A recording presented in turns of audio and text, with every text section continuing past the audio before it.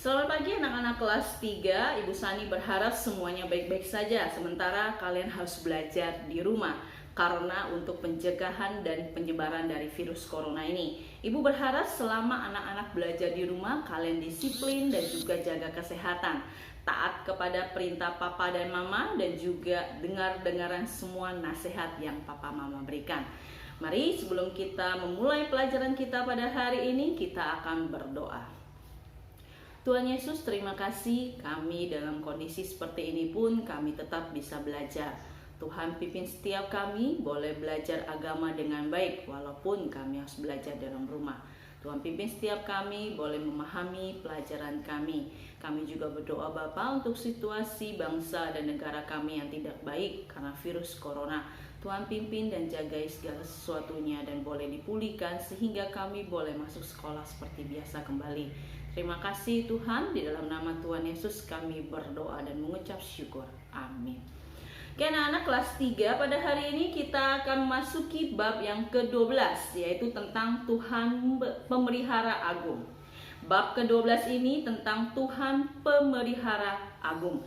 Ayat firman Tuhan yang melandasi materi kita pada hari ini dari Kejadian 1, Keluaran 16 dan juga Yeremia 1 ayat yang kelima. Saya akan bacakan dari Yeremia 1 ayat yang kelima. Yeremia 1 ayat yang kelima. Sebelum aku membentuk engkau dari rahim ibumu, aku telah mengenal engkau, dan sebelum engkau keluar dari kandungan, aku telah menguduskan engkau. Aku telah menetapkan engkau sebagai nabi bagi bangsa-bangsa. Demikian firman Tuhan yang melandasi pembelajaran kita pada hari ini. Dari Yeremia 1 ayat yang kelima kita bisa mendengarkan tadi bahwa firman Tuhan mengatakan, sebelum aku membentuk engkau dari rahim ibumu, aku telah mengenal engkau. Demikian untuk landasan firman Tuhan kita untuk pelajaran bab yang ke-12 tentang Tuhan Pemelihara Agung. Selanjutnya adalah uraian materi. Yang pertama yaitu Tuhan Sang Pemelihara Agung. Sebagai Sang Pencipta, Allah tidak hanya mengadakan segala sesuatu. Ia tidak hanya menciptakan, lalu membiarkan begitu saja. Allah juga Sang Pemelihara. Ia memelihara semua makhluk yang telah Ia ciptakan. Tuhan memelihara kamu, orang tuamu, guru, dan juga teman-temanmu. Tuhan juga memelihara burung pipit, ikan paus, dan gurita di laut. Kemudian Tuhan juga menjaga dan merawat pohon-pohon dan juga rumput liar sekalipun. Kata pelihara dalam Kamus Bahasa Indonesia berarti merawat, menjaga dengan baik dan melindungi. Pemeliharaan Tuhan dalam kehidupan manusia menunjukkan tindakan dan sikap Allah terhadap ciptaannya. Pemeliharaan Allah terhadap ciptaannya adalah tindakan kemurahan Allah yang menyediakan segala sesuatu bagi ciptaannya. Kita melihat bagaimana pemeliharaan Tuhan di dalam alam penciptaannya. Kita melihat bahwa Tuhan memberikan zat hijau pada daun berfungsi untuk melakukan proses fotosintesis. Peristiwa fotosintesis ini membuat tumbuhan mendapat energi. Tidak hanya itu, Tuhan juga menyediakan rumput hijau sebagai makanan utama bagi hewan ternak. Selanjutnya, bagaimana juga dengan manusia? Tuhan telah memelihara manusia bahkan sejak dalam kandungan ibunya, tertulis dalam Yeremia 1 ayat yang kelima. Hanya Tuhan yang memelihara kehidupan kita sejak dalam kandungan. Tuhan yang memberikan perkembangan secara optimal di dalam kehidupan kita. Segala sesuatu yang terjadi dalam kehidupan manusia, Tuhan mengetahuinya. Di dalam kitab Lukas 21 ayat 18 dikatakan, tetapi tidak sehelai pun rambut kepalamu akan hilang. Artinya tidak ada satu perkara pun dalam hidup manusia di luar kehendak Tuhan. Uraian yang kedua yaitu bukti pemeliharaan Tuhan dalam Alkitab. Tuhan Allah tidak hanya menciptakan alam semesta beserta isinya, akan tetapi Ia juga memelihara seluruh makhluk yang diciptakannya. Apakah kamu merasakan kasih dan pemeliharaan Tuhan dalam hidupmu? Dalam Alkitab kita bisa menemukan begitu banyak bentuk nyata pemeliharaan Tuhan dalam kehidupan manusia. Dimulai dari kisah Adam dan Hawa di dalam Taman Eden. Allah memberikan mereka tempat tinggal yang begitu indah. Di sana juga tersedia segala sesuatu untuk memenuhi kebutuhan hidup mereka. Tuhan memelihara Adam dan Hawa melalui tumbuh-tumbuhan yang bisa dimakan. 4 sungai yang mengalir yaitu Pison, Gihon, Efrat, dan Tigris sebagai sumber air.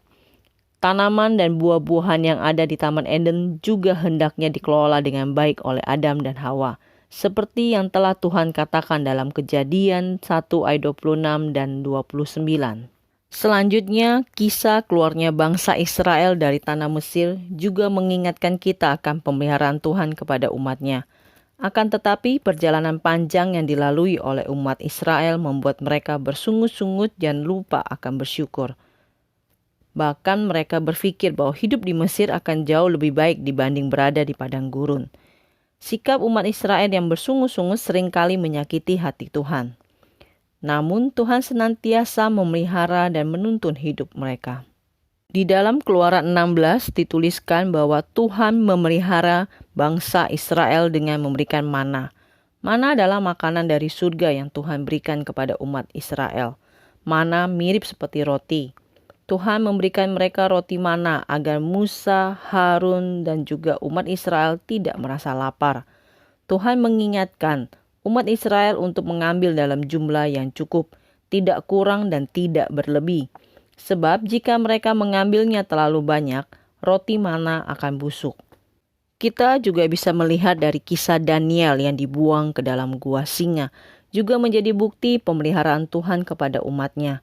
Daniel dimasukkan ke dalam gua singa atas kebenaran yang ia lakukan. Kebenaran itu adalah sikap berdoa kepada Tuhan Allah di dalam ruangan. Akhirnya karena sikap hidup yang benar yang telah dilakukan oleh Daniel, Tuhan memelihara hidupnya. Ketika ia berada di dalam gua singa, Daniel tetap hidup dan selamat. Tidak ada satupun bagian dari tubuhnya yang terluka. Tuhan menjaga dan memeliharanya dengan cara menutup mulut singa-singa tersebut. Bukti pemeliharaan Allah tidak hanya kita jumpai di Perjanjian Lama, tetapi dalam Perjanjian Baru juga. Ingatkah kamu kisah 5 roti dan 2 ikan? Tuhan Yesus memberkati dan mengucap berkat atas kedua makanan tersebut.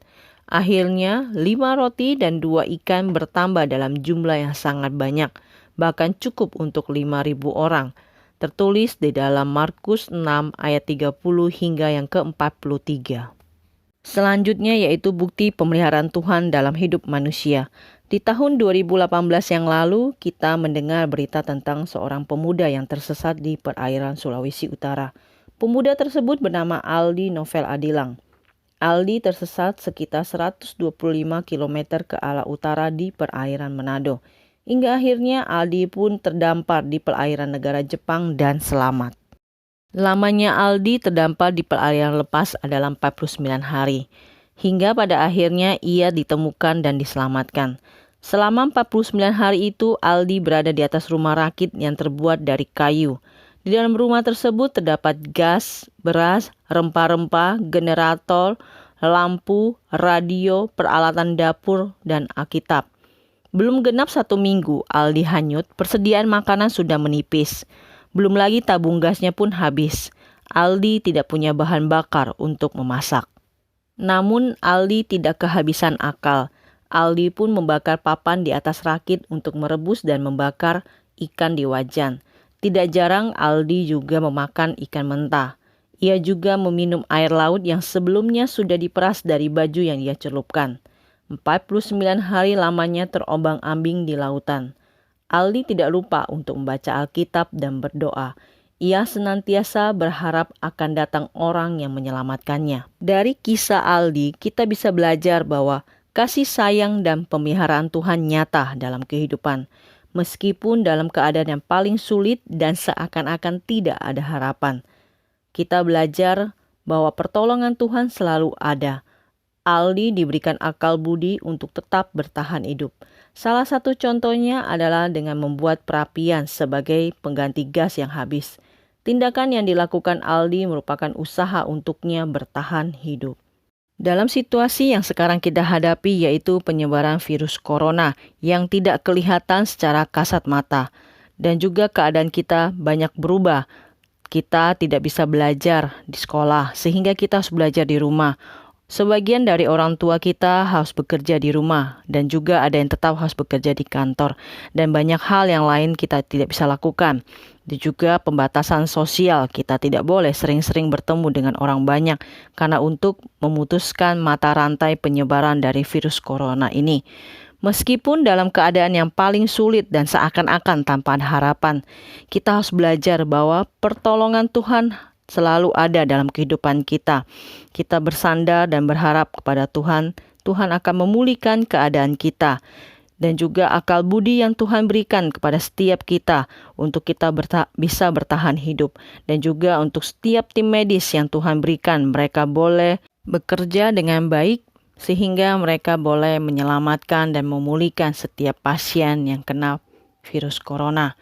Kita yakin setiap akal budi yang Tuhan berikan kepada tim medis bahwa mereka boleh menemukan obat yang terbaik untuk memulihkan keadaan ini sehingga kita boleh melewati keadaan ini dan kita boleh terbebas dari virus corona ini.